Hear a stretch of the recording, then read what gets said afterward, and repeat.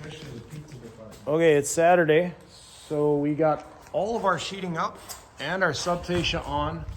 We're ready for roofing. So now we're shifting gears and building out stair streams here. This is something that you're all working on, or at least had to do the paper version of. And some considerations here. I got some math written out here. We got a total rise of 119.25 inches. Total rise of 119.25. Originally thought 7-inch risers. We can go more than that for code. 7 3/4. 10.5-inch treads, which means a total run distance out of 170.5. So a little math told us 7 7/16 was the right riser height here. Okay, and we had to some accounting. This first step is only 6 7/16, and the reason is we're figuring in like a 1-inch tread here, a 1-inch tread thickness. So because the ground doesn't add a tread, we have to subtract that out of the first one. This is back cut. This will actually sit on the ground. Our first riser here is short the thickness of whatever our tread is, and then from there we go standard rise, run, all the way up. Did you count them yet? You got enough? More than enough? Now we're counting. So Dan made up a little jig here.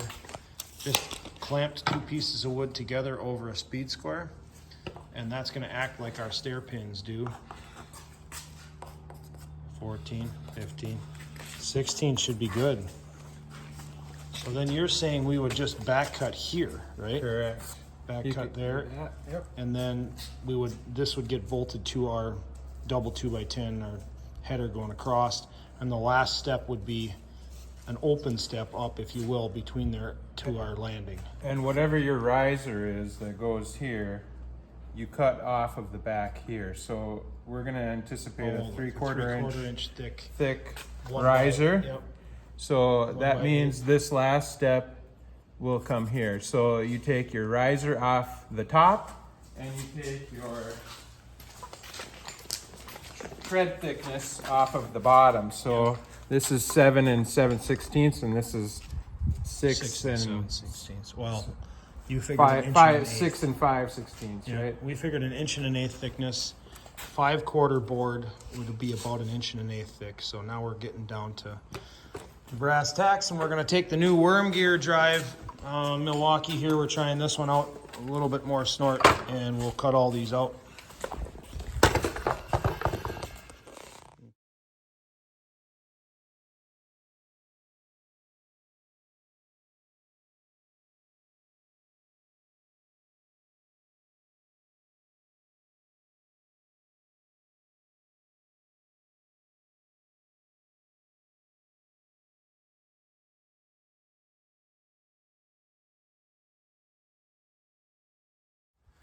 Okay, so we got the first stringer cut, and we actually had one 18-footer because Menards didn't have any more 16s, and we thought the 16-footers weren't going to be enough linear, but they just work out depending on how we mount to the wall. So Dan's manhandling this thing. There you go. And we're going to hold this up next to our wall because the first stringer can actually just get tagged right to the wall, which helps a lot with strength and loading.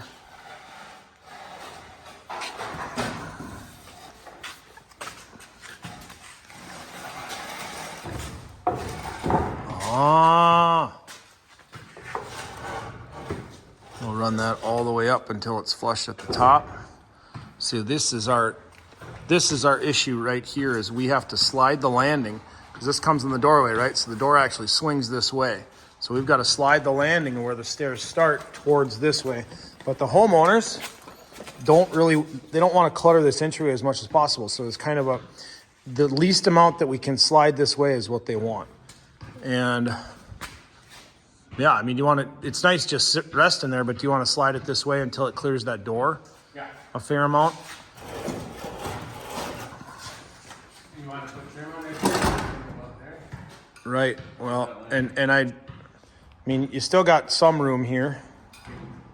I don't know if that's to our line as well. That's to our chalk line up there. We chalk lined kind of where this should run all the way down. So So you could get 2 1/4 inch trim. It's got to drop yet, Dan, or go up. I'm sorry, it's got to go up. Probably 4 inches. Keep going, keep going. That's close to flush there. So now we got, yeah. And what do you think for trim? Casing going around the door or whatever? Probably got to go 3 towards. 1/4, you'd be fine there. Yeah? Yeah. Okay, so we're zeroing in. And this gives us a lot of room in the entryway yet. Like, we're not compromised much at all from where we thought we'd originally start, so. And then you want to tag it to the wall? Or no? Probably not, huh? Jeff, throw that 8-foot ladder up there. You can go up, hold it, and just tack it flush with a 16 so we can stand back and look at it and really admire, really take it all in. You got a 16? Yeah, so top tread, that should be flush. Up there? Actually, it should be up 3/4. Over? No. No. It'd be flush. 3/4 goes over the top of that. Okay, yep, so it'd be flush with the top. Okay. Don't do it right at the point. Come over there. Yeah, it'll split. Moving down a little bit more. So this is was live tree, right?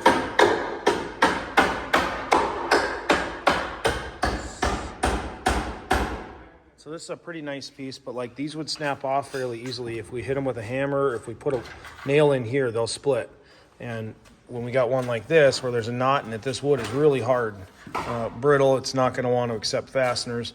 So we just got to be aware of some of that you're working with something that's kind of fragile until it all ties together. But we got something to look at here. Let's just call it a day. No, we're getting the rest of these cut.